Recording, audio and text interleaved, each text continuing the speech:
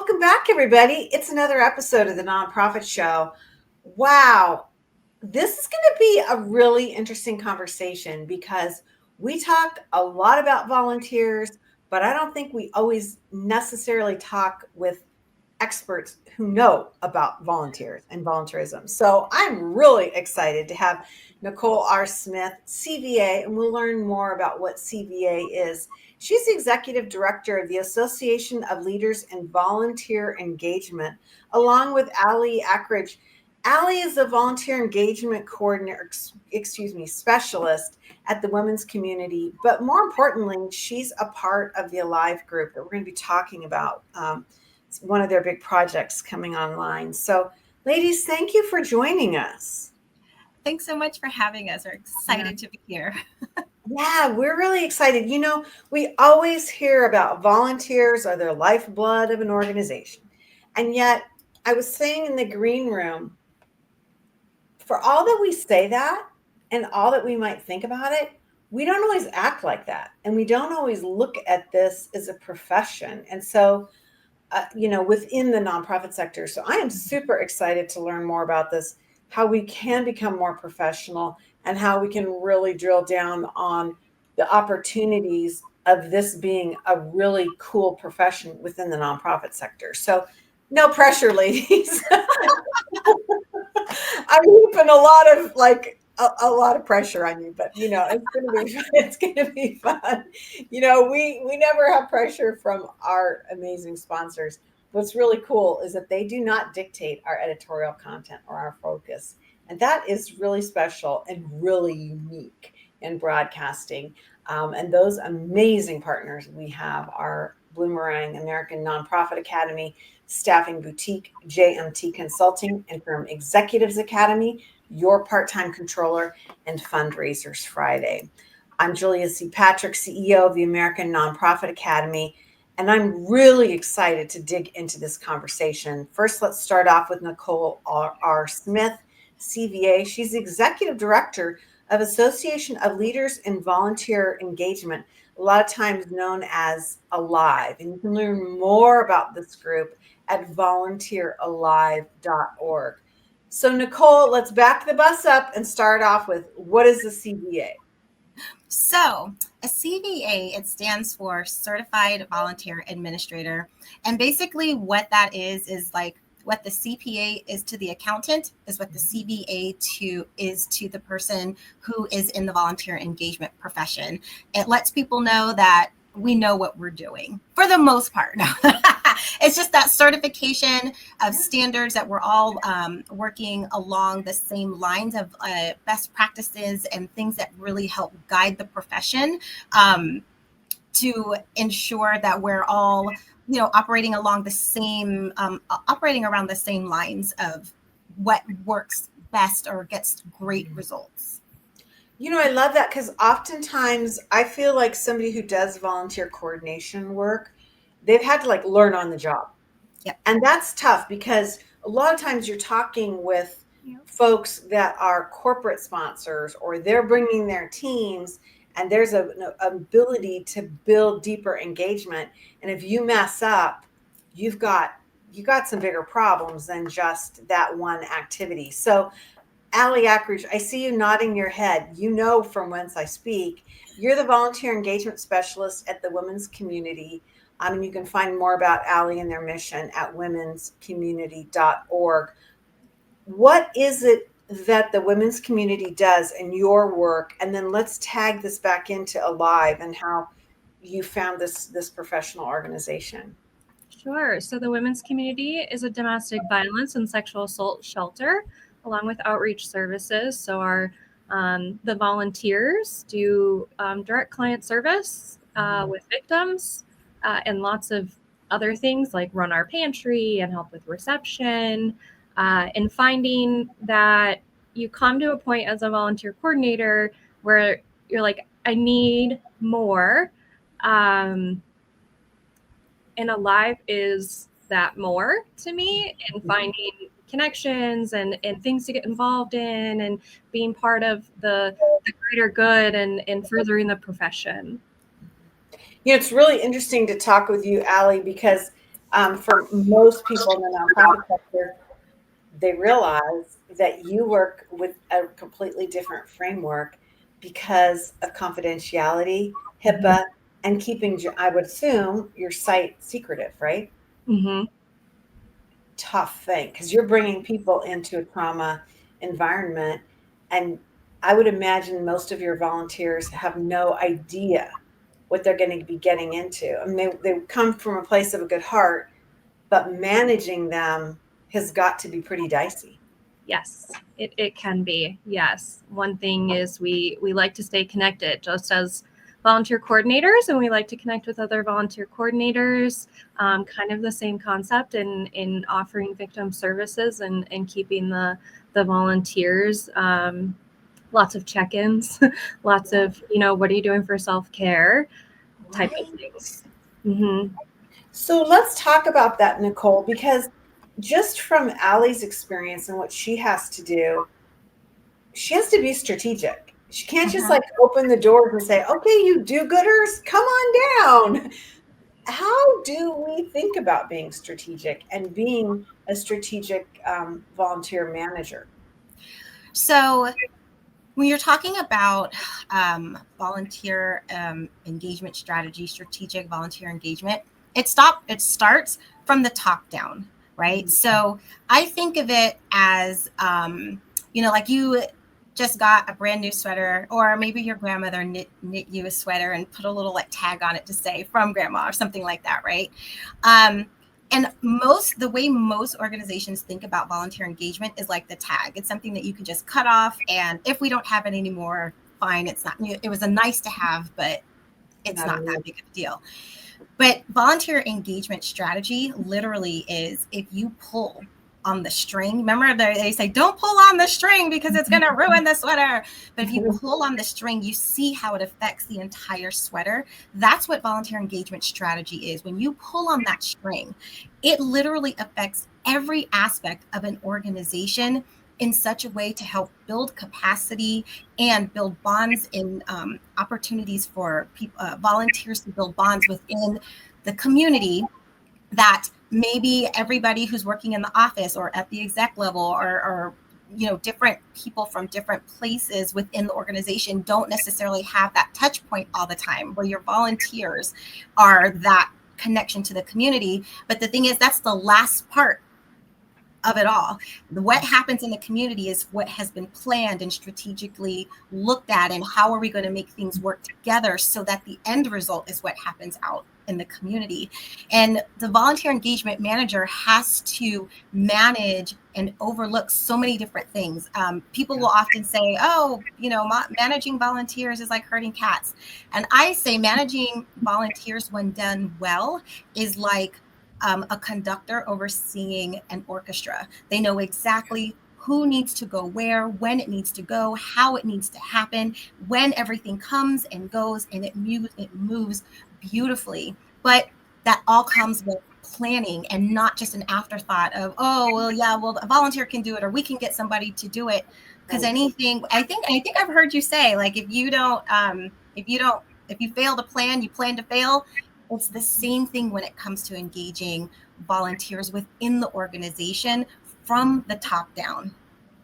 Okay, so then, Allie, let's put this theory to test, because I love what Nicole has said, but I gotta wonder, do you see the C-suite really responding that way and understanding that? As best as possible, with support from your organization. And sometimes you plan and you try and you fail and you readjust. I've definitely been in that boat where you're like, we're going to try it. And then maybe you're like, oh, not so much. This isn't going to work for whatever it means, your organization, the volunteers' feedback. The volunteer manager decides that it's not what the whole needs. So we try our best. Well, it's such an interesting thing, because I feel like, Nicole, you brought this up in the very beginning.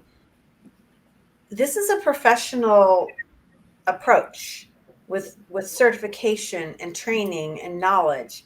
And I've got to believe that you're still having to share that knowledge with the C-suite, that there don't this is somewhat new. I mean, we've had volunteers, but the educated stratification of this leadership, I gotta say, has kind of been missing.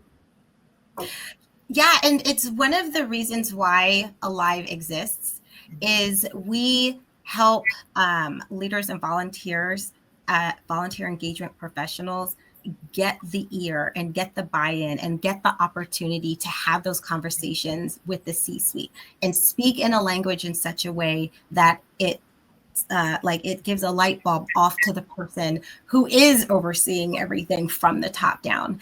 Because often it'll be like, oh, well, we tried to do this and we couldn't get it. It didn't even go past this person's desk or this is the information that I gave, but by the time it got all the way up to the top, it was like a game of telephone. It's like, that's not what I said.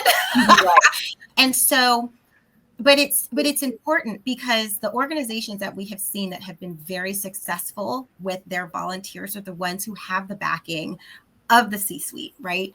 But so many people and the experiences and the interactions that we've come in touch with, it's just either maybe people at the executive level, senior leadership, maybe they used to be a volunteer and they're like, and they feel like they have an understanding of what it is like, or it's just really not top of mind. I understand, not necessarily, not even on purpose. There's all of these things that are coming across their plate and they're knocking these things out that are, guiding the organization, but for whatever reason, that information that is so vital and pertinent that a exec level would be interested in somehow just isn't making it up the road. Like even small things like volunteers who are passionate about the organization and who are bought in are also, very, very likely to become donors to the organization. So it's not only people are they're willing to give their time, but their money can also follow because they now not only are they seeing what's happening, they're a part of the change and they want to help, if they can help fund part of it too. And so, but sometimes it just doesn't get all the way up to the top. So that's one of the reasons why we exist, is just advocating, number one, for volunteer engagement leaders to say, hey, this is important and this is why, but we can't be everywhere all the time. So that's why Alive also exists, to do those professional development trainings, to get them the information so that when they are going into that next meeting, they know how to communicate it so that it does go up the ladder and in the way that we would like it to go. I'm so interested in this because, there's been such it's kind of controversial. You have a lot of organizations that are like, never, ever, ever ask a volunteer to invest. Don't even ask them to bring things at the next thing, or donate hard goods, or go on to Amazon. And I mean, and it's like, wow. To me, it's always been like, that's the point of entry. That's for so many people. That's how they learn to love on your organization, and also witness what your organization needs. Mm-hmm. Right. And so I am fascinated by this, this division, because it is such a fascinating thing. Allie, I know that you're a member of Alive, and so you're far more educated than the average volunteer person that might think that way. Do you see that? Do you see that kind of confrontation where development's like, ask, and then volunteers like, no. I mean, what does that look like in your world? Yeah, definitely. I do my best to educate staff and saying, like, there are statistics out there that how often volunteers become donors, and how when they see that direct need, like, hey, this person doesn't have shoes, or they don't have, they need a gas card to get to work, and they're like, I want to donate and I want to be part of that bigger picture. And it continues to snowball. And maybe someday they'll be a board member. They want to help with fundraising. Sometimes there's a gap. Right. It's so interesting. And it's based in fear. Nicole, I interrupted you. What do you see on this? Oh, well, so I was just going to say, sometimes it's not always about the ask, it's the how and the when of the ask. You have to read the room, right? Got it. So I don't want people to come off of here and be like, oh, I'm going to go ask my volunteers tomorrow, because it's not necessarily like that.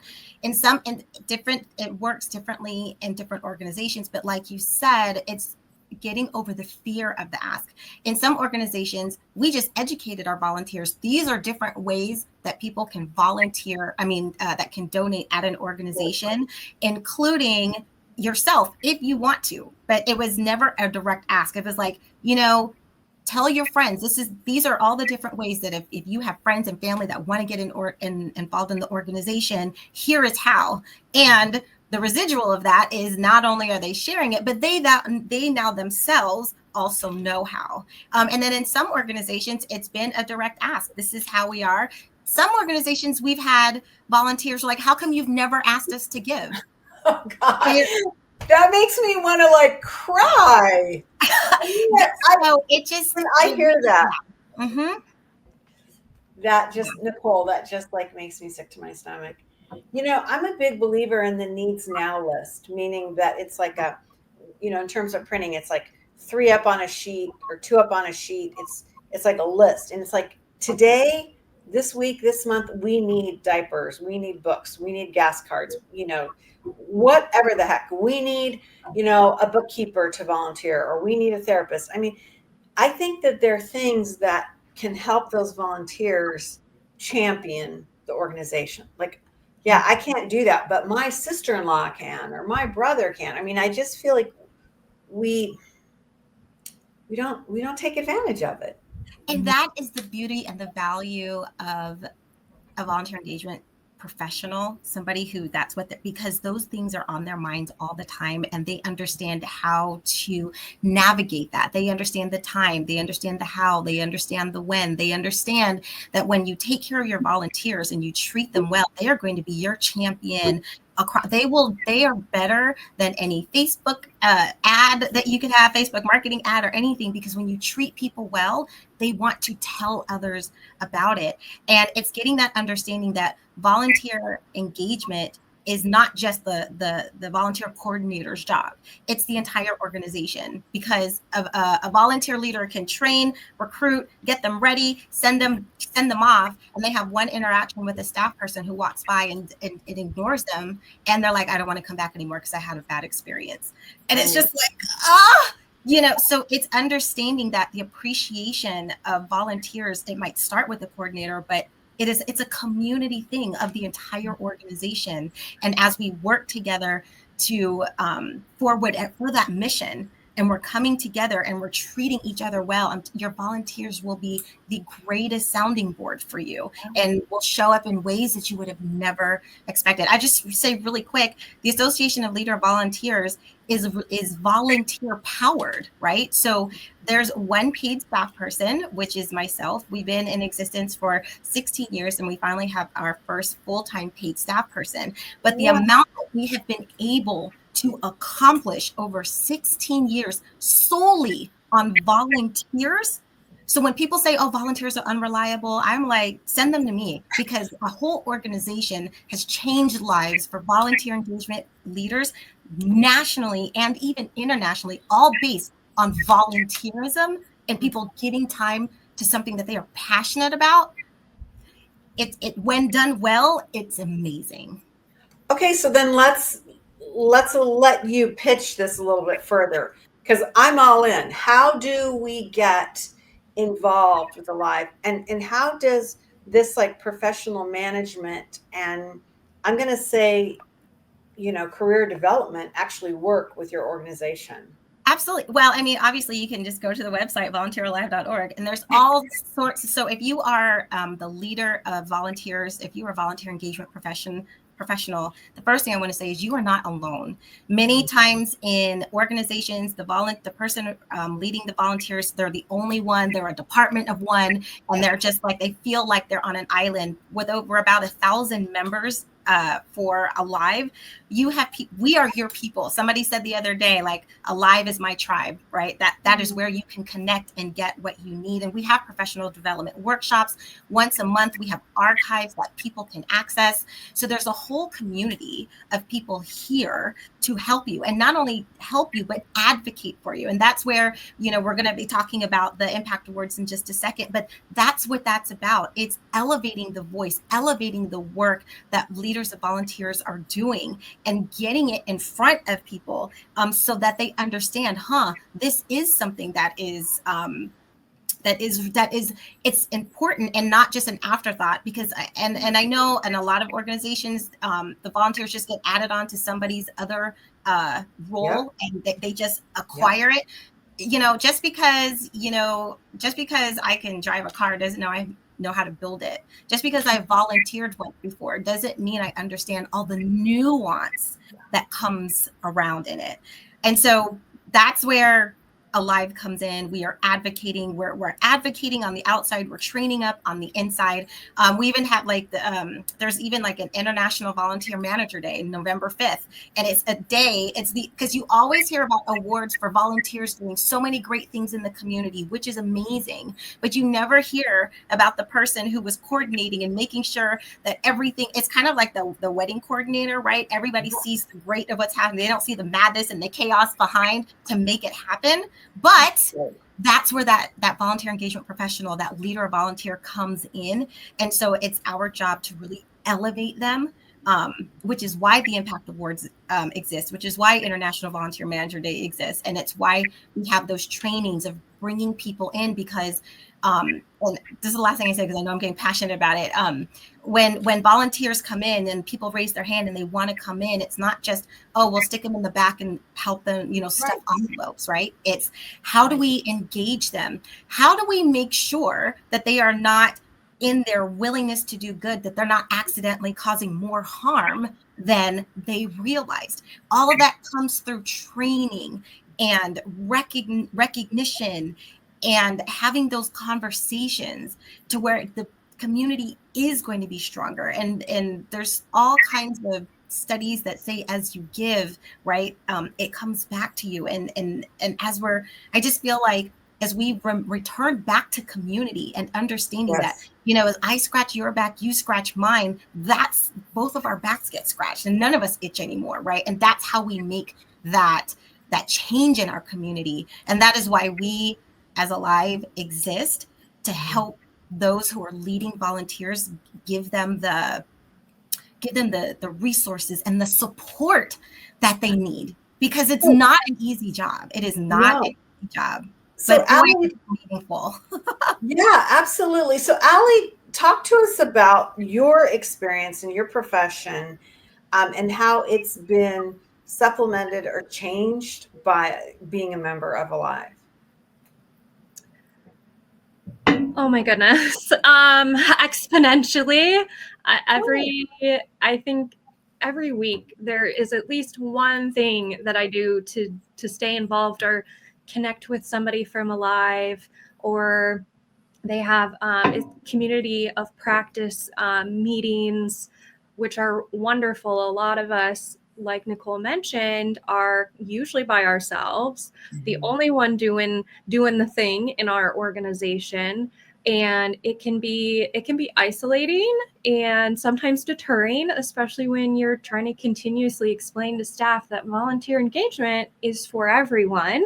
It is not the sole job of the volunteer coordinator to make it feel like a community. The volunteers are boots on the ground out in the community. If you say, I want someone like you, do you know someone like you that would love to volunteer? Like, that feels so good to them. They're like, okay, I'm doing something. And just that engagement can be difficult in a lot of aspects. Yeah. Well, what's really interesting, and I don't know, I mean, Nicole, you brought this up, but the power of your association is that it is volunteer driven and led, right? So, I mean, super cool. I mean, you're obviously you're walking the walk that you really promote. Allie, let's have you talk to us about the Alive Impact Awards. What's going on there? So we yearly have a awards, and this started in 2019 at sponsored by Better Impact. So we have people nominate volunteer leaders, and the at the end we have judging panel, and we announce at the Alive Hybrid Conference, my apologies, in October. I believe it's the 29th. Okay. Yes. I'm like questioning myself. No, you're good. You got it. The 28th and the 29th. You're good. So we have the awards are open for about 4 weeks in the summer. They're currently open now, so you can nominate a volunteer leader that you know. We have 2 different types. We have emerging leader, which is someone who has been in the work for 3 to 7 years, and then we have exemplary leader, which is someone who's been in the work 7+ years. And we have 3 winners in each category. And all the winners get a cash prize. They also get a certificate, and we have lots more benefits for our award winners. Awesome. And they do not need to be members of Alive, correct? Nope. Nominators and nominees do not have to be members of Alive. Amazing. Really cool. I love that you're doing this. I love that you're doing this all, right? Not just the Alive Awards, but really super important to elevate this part of the nonprofit sector. I mean, wow, it's just fascinating that we demand so much of this part and this input, especially with a changing labor force. But shoot, we just aren't spending enough professional time on it. And so I love that Alive exists, and that you all are there to help elevate us. And I know I keep saying that. Nicole, this has been a wonderful conversation. I really encourage anyone watching or listening to the show to look more into this. Nicole R. Smith, CVA, Executive Director of Association of Leaders in Volunteer Engagement. You can learn more about Alive at volunteeralive.org. Really cool. I love that you do this work. And when you go on the website, you will see that the volunteer leadership team, they're from all over the country. It's really neat because all parts of our country have different ins and outs of working with volunteers.